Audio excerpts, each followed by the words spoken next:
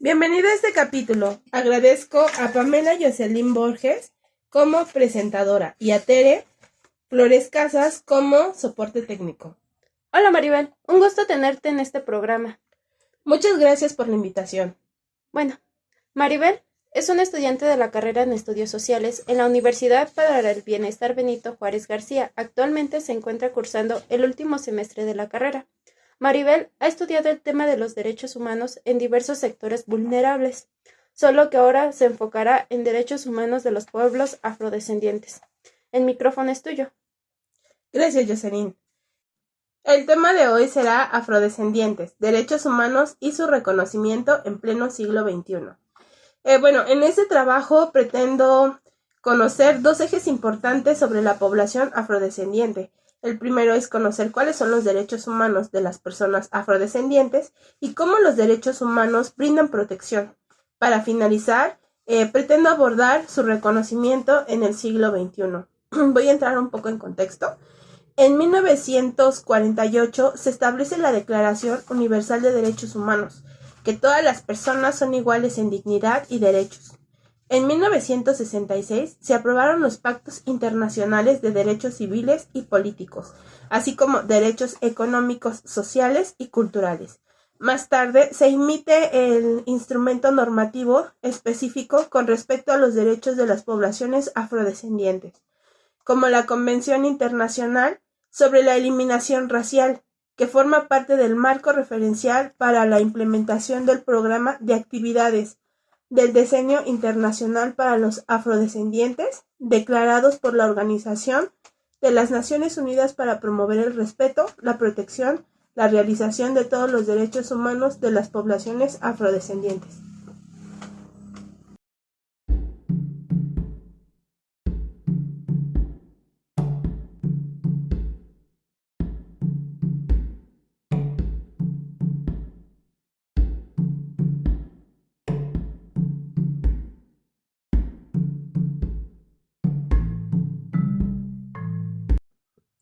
Háblame de los derechos humanos de los pueblos afrodescendientes. Claro. El artículo 2 de la Constitución reconoce la composición pluricultural de las naciones mexicanas sustentadas originalmente en sus pueblos indígenas, que son aquellos que descienden de poblaciones que habitan en el territorio actual del país al iniciarse la colonización y que conservan sus propias instituciones sociales, económicas, culturales y políticas. Asimismo, los gobiernos estatales, municipales y federales se encuentran obligados a promover, respetar, proteger y garantizar los derechos humanos de los miembros de estas comunidades y de las personas afro-mexicanas, así como toman en cuenta para la creación y aplicación de políticas públicas. Y aquí nos habla de que la Constitución reconoce plenamente a los pueblos indígenas y afromexicanos con los siguientes derechos. Derecho a una vida digna, derecho a la propiedad, en virtud de relación especial que guardan los pueblos indígenas con sus territorios y cuya protección resalta fundamentalmente para el goce de otros derechos de carácter civil, político, económico, social y cultural.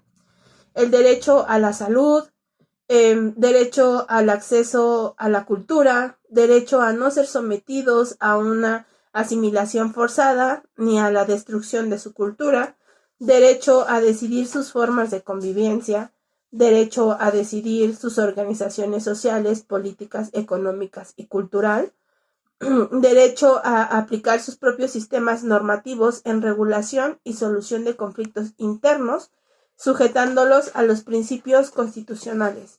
Y por último, el derecho a elegir a sus autoridades de acuerdo con sus normas. ¿Me puedes hablar un poco sobre el marco jurídico internacional? Claro, Jocelyn. Según el marco jurídico internacional, nos dice que los pueblos y comunidades indígenas y afromexicanos también encuentran la protección y reconocimiento a sus derechos en tratados internacionales de los que México es parte.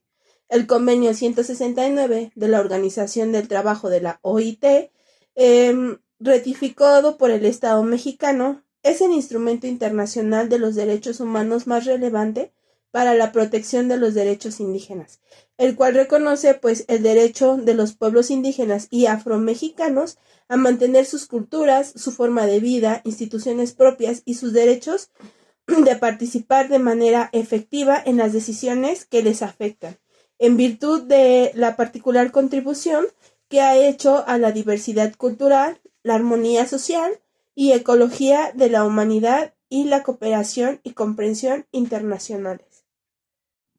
A grandes rasgos, ¿puedes hablarme del reconocimiento de los pueblos afromexicanos? Claro, Jocelyn.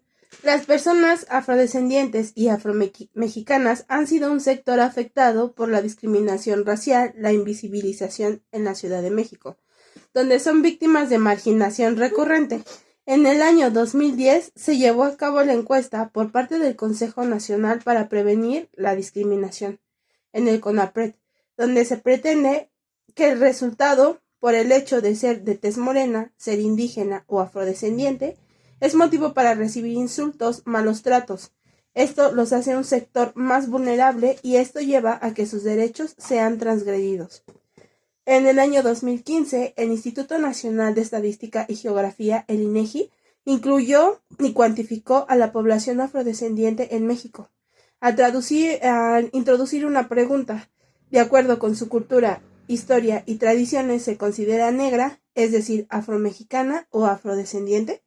El resultado fue de 1.381.853 personas afrodescendientes en el país, de las cuales 160.000 viven en la Ciudad de México. Asimismo, la encuesta determinó que sufren varios rezagos en su nivel de escolaridad, vivienda y trabajo.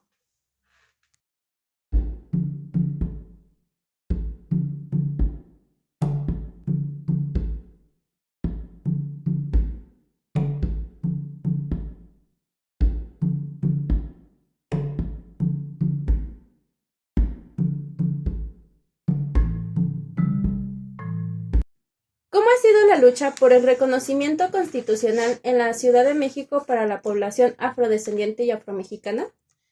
La población afrodescendiente y afromexicana se ha consolidado en la Constitución local, como resultado de un diálogo plural y los esfuerzos colectivos generados en la Academia y la Comisión de Derechos Humanos del Distrito Federal.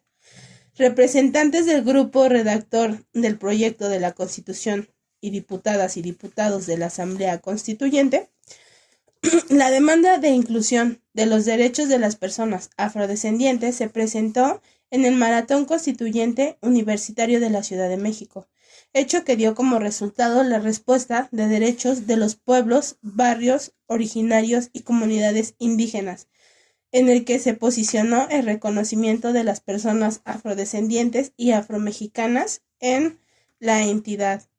Finalmente, el día 5 de febrero de 2017 fue publicada la Constitución Política de la Ciudad de México, con un total de 71 artículos y 39 transitorios.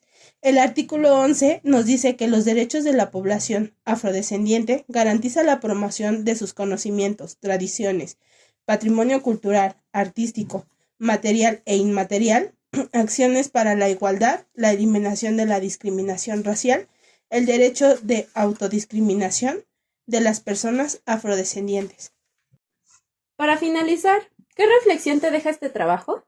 Claro, que los pueblos afrodescendientes y mexicanos han tenido una trayectoria de discriminación racial y no reconocimiento en México, haciendo a este sector vulnerable ante las normas impuestas. Se ha luchado y levantado la voz para que sean reconocidos en la Constitución Política de la Ciudad de México. El hecho de que se les incluya en el censo poblacional del INEGI es un paso gigante, ya que se les reconoce como parte de la población mexicana.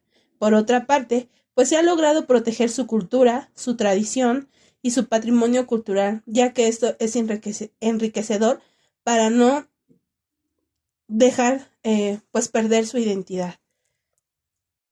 Muchas gracias, Maribel, por compartir este trabajo conmigo y el público que nos está escuchando. Estos temas son importantes para tener un amplio bagaje sobre el tema de los pueblos afrodescendientes y afromexicanos. Gracias, Jocelyn, por la invitación.